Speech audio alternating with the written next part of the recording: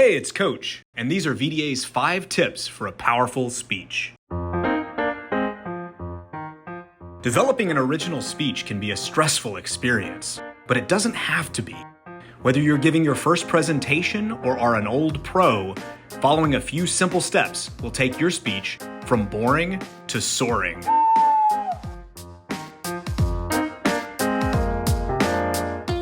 Our first tip is to find your passion.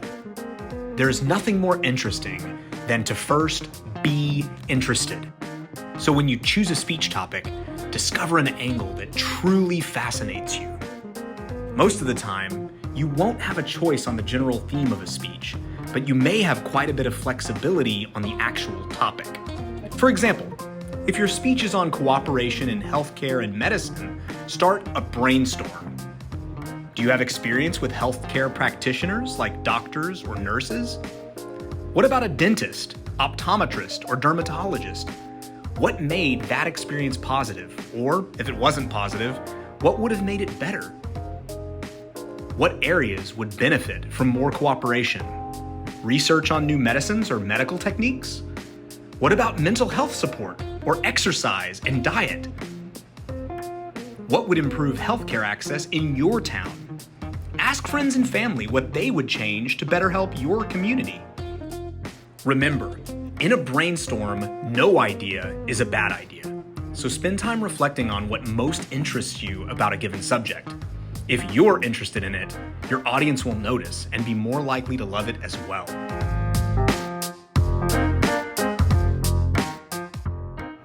Tip number 2, the rule of 3. Once you've selected a topic, it's time to build on that energy and develop 3 supporting ideas. But why 3?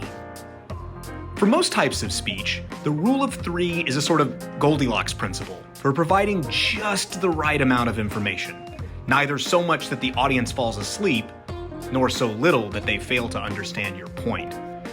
If your speech tells a story, the 3 points serve as an excellent template for the story's beginning, middle, and end. Who are your story's characters? What is their conflict? And how did they resolve it?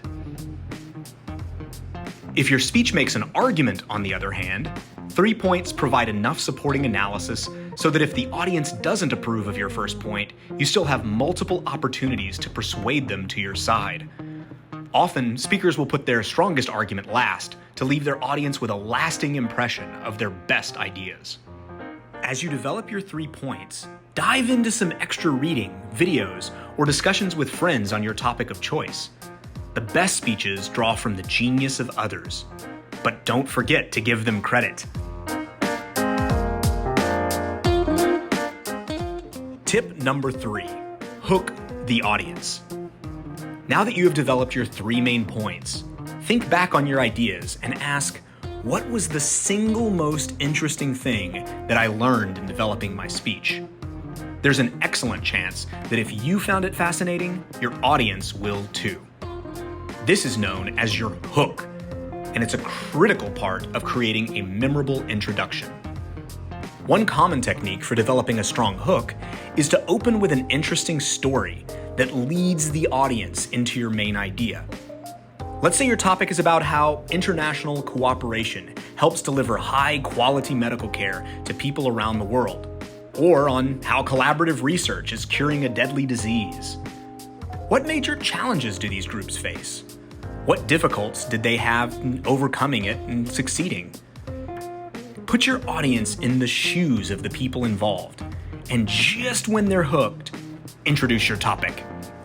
By teasing the story in your introduction, but not telling them the rest of the story until the body of your speech or even the conclusion, you're certain to have their attention throughout.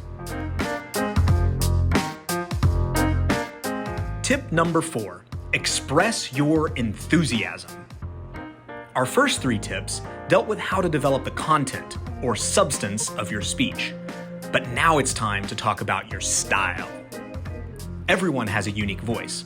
Some of us are naturally bubbly speakers with a knack for humor, while others are more gifted at explaining complex issues with all the gravitas of a president or CEO. Regardless of your personal style, though, you'll want to practice adjusting your voice to add emphasis to key ideas or important facts. Try this. If you're naturally a loud, rapid speaker, take a half-second pause before saying something important in a more quiet, slower voice. Notice how the audience leaned in? By changing your vocal delivery, you gave your audience a cue that what comes next was a VIP, very important point. The same principle works even if you're naturally a quiet, slower speaker. Before a key idea, pause. Before raising your volume to redirect everyone's attention to what you say next. Practice this technique, and before long, you'll have the speech powers of a Jedi. Tip number 5. Speech is a full contact sport.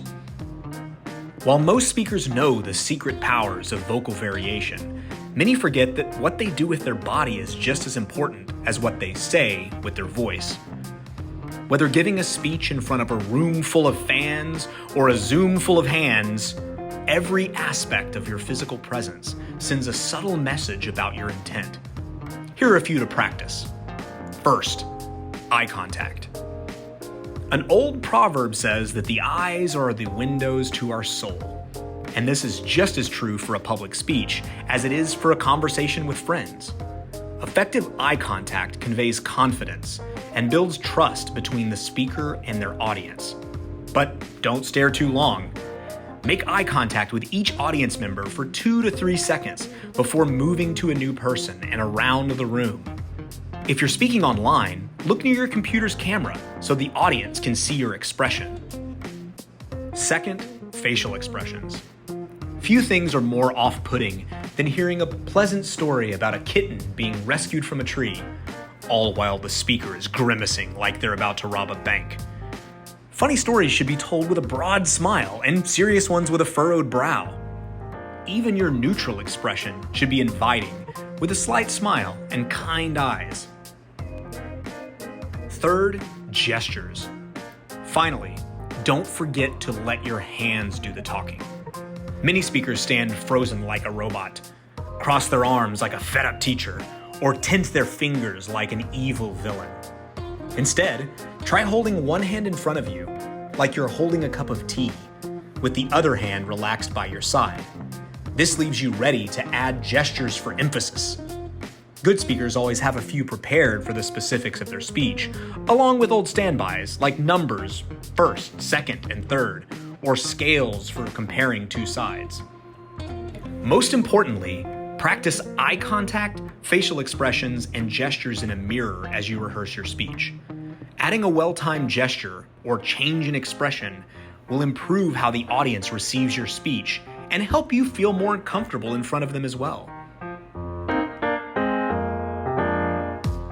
As you can see, giving a memorable, dynamic speech is as easy as following a few simple steps. By starting with a fascinating subject, developing a clear story, and practicing your delivery, even the most difficult of subjects can be communicated in a way that captivates audiences and has them talking about your speech for weeks to come.